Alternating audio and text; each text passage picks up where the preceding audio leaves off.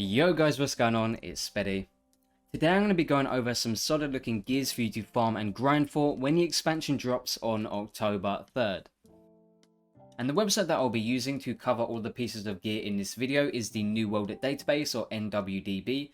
I will leave a link for it in the description and comments down below. If you want to check it out, I would highly recommend doing so. It's very informative of what you need to craft different stuff. It tells you all the resources and where you can farm certain stuff from, like weapons and armor. So I would recommend checking it out. As a bruiser, one amulet I will definitely be going for is the Soul Shroud Amulet.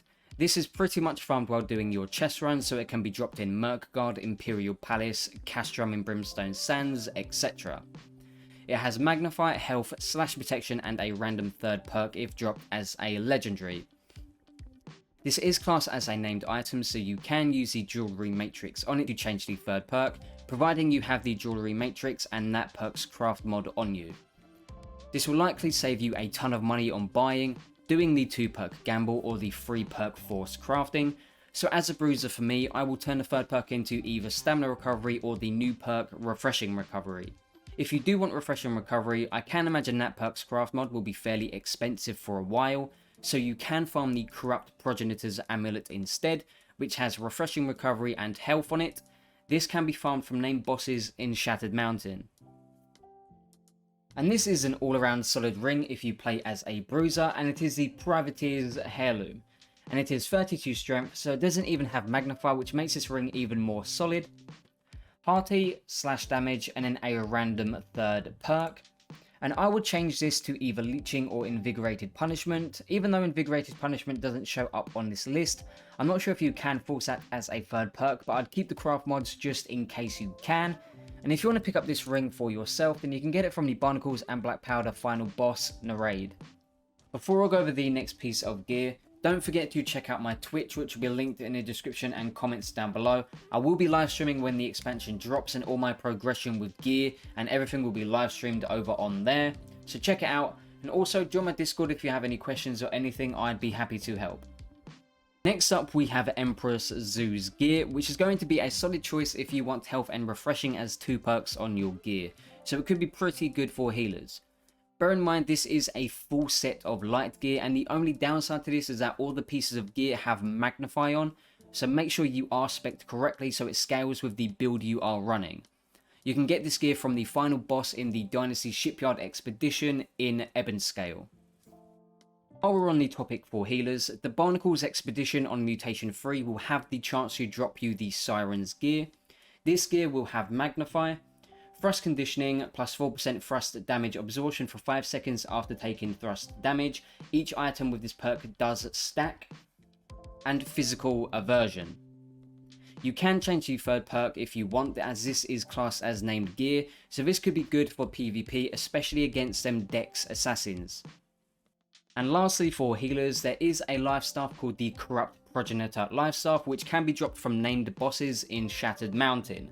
It rolls with Focus, Blessed, and Refreshing move on it, and it is classed as a named item, so you can change the third perk on it to get yourself a best in slot life staff early on. Next up is the Void Darkplate Heavy Chest Artifact. This one all around seems pretty solid. It has Magnify, Dark Reinforced, your armor is increased by 20%, Enchanted Ward, minus 4% damage from light and heavy attacks, and Physical Aversion. And then you get a random perk which you can obviously change if you want to. But you can't have Shirkin Fortification when you roll this gear, as it has Enchanted Ward and they can't be on the same bit of gear, unfortunately. So I'll probably change it to Freedom, Health, or a weapon perk. You can get this chest piece from Barnacles and Black Powder's final boss in the raid. And now onto some weapons. Firstly, we have the Greatsword Artifact, Serenity. And this has Magnify, Balanced Blade, Offense Stance, plus 2% Empower per attack for 5 seconds, and a max is 10 stacks. And Defense Stance, plus 2% Fortify when hit for 5 seconds, and again the max is 10 stacks. Trenchant Strikes, Heavy Melee Attacks deal plus 23% damage. And Trenchant Crits, Heavy Melee Attacks deal plus 34% critical damage. And they did recently change the Trenchant Strikes, where it would only proc on fully charged heavy attacks, but now it procs on both heavy attacks and the fully charged heavies, which is a solid change in my opinion. and refreshing move, and then you'll also get a random perk as well. This does seem like a pretty solid greatsword. The only downside to this is that you will be empower capped quite often, providing you have the bonus damage on your ring and also using your honing stones.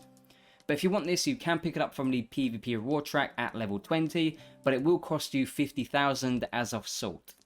And next up, we have one that I'm probably most excited about, and this is the Rapier's Artifact Finisher.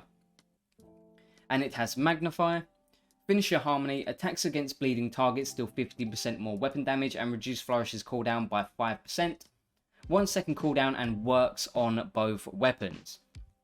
So you can actually change your weapon, reduce the Flourish cooldown by 5%, and also deal the 15% more damage as long as they are still bleeding with either of your weapons. And it doesn't actually specify if you have to be the one to cause the bleed, which is kind of interesting. Deadly Flourish. Flourish deals 41% damage against targets below 50% health, which is insane. And Keen Tondo, plus 26% critical chance against targets affected by Tondo's bleed. If this perk is on a weapon, Tondo also causes minus 10% weaken for 10 seconds. So this artifact all around seems insane. Bleed Rapiers are going to be very strong again, and with this artifact, considering it has 2 weapon perks on it, I for one will definitely be trying out a bleed build with this Rapier. And you can get this Rapier from Montrapala the Unruled, which is an open world boss in the new zone. And next up, we have another very powerful artifact, and it is the Blunderbuss artifact Pestilence, which I can see getting nerfed at some point in the near future. So we have Magnifier, Blighted Enchantment, attacks against targets inflict a stack of poison and a decrease to incoming and outgoing healing effectiveness by 7% per stack for 6 seconds, and the max is 3 stacks. Pest, plus 15% damage against poisoned and diseased targets.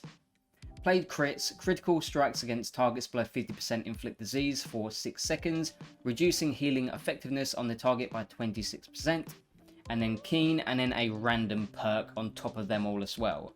So basically you fire at someone, dodge and fire again to get the 15% damage against poison targets, and the 15% damage when your stamina isn't full, providing that you're running an opal in your weapon, and then you just rinse and repeat. It's going to be a very strong artifact. And if you're into stat padding or helping your team burn down clumps, change your final perk to Plague Splitting Grenade for even more disease and less healing. And you can get this blunderbuss from the PvP reward track from level 50 onwards, but it will cost you 50,000 as of salt. And now we're going to be going over Unyielding, which is the heavy artifact headpiece, and it has Magnify, Hard Head, which is PvP only, receive 20% less damage from critical hits, which is basically your Resilient, Refreshing, and Shirking Fortification, and then another random perk, which for me I'd probably change to either Freedom, Health, or a weapon perk. And if you want this, you can pick it up from the PvP reward track from level 100 onwards for 50,000 as of salt. So that would do it for this video. If you think I've missed out any items, then please leave them in the comments down below so someone can get a use out of them. Don't forget to join my Discord and check out my Twitch, which will both be linked in the description and comments down below. Thank you so much for watching, and as always, have an amazing day.